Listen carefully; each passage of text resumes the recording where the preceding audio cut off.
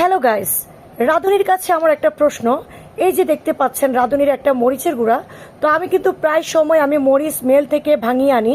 তো বৃষ্টির কারণে আমি কিন্তু এবার মানে মরিচ এনে রাখছি কিন্তু চুড়াতে পারি নাই। তো দেখতে পাচ্ছেন আজকে হঠাৎ করে আমার মরিচের প্রয়োজন, তো আমি একটা মরিচ নিয়ে আসলাম যে মরিচের গুঁড়া রাঁধুনি। তো 25 গ্রাম এটা আমার কাছ থেকে নিয়েছে 20 টাকা। তো আমার প্রশ্নটা হচ্ছে রাঁধুনির কাছে যে আমি কিন্তু আস্তা ওদিন ঝালমরিচ আনছি কেজি 300 টাকা নিয়েছে কুরবানির সপ্তাহখানিক আগে, আর মিষ্টি মরিচটা আমার থেকে 330 টাকা নিয়েছে। তো আমার কথা হচ্ছে ঝালমরিচের দাম কিন্তু আপনারা জানেন যে দাম কিন্তু একটু কম, সেটা আপনারা অনেকেই জানেন। তো আপনাদের কাছে আমার প্রশ্ন, হ্যাঁ আপনারা হয়তো এটা দিয়ে লাভ করবেন না কেন? তাহলে এটা যদি 330 টাকা হয় 1 কেজিতে, আপনি চুড়াইতে গেলে আছে 40 টাকা। তো সব কিছু মিলাই যদি আপনার 400 টাকা খরচ হয়, আপনি এটা থেকে 600 টাকা 200 টাকা লাভ করেন পার কেজিতে, বা 300 টাকা লাভ করেন, আপনি এটার কেজি নিচ্ছেন 800 টাকা। কেন ভাই?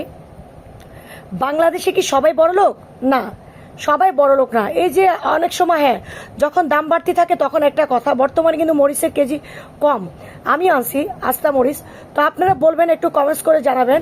আর ভিডিওটা ভালো লাগলে অবশ্যই একটু শেয়ার করে, রাঁধুনির চোখে যেন পড়ে, একটু আপনারা শেয়ার করে দিবেন সবাই।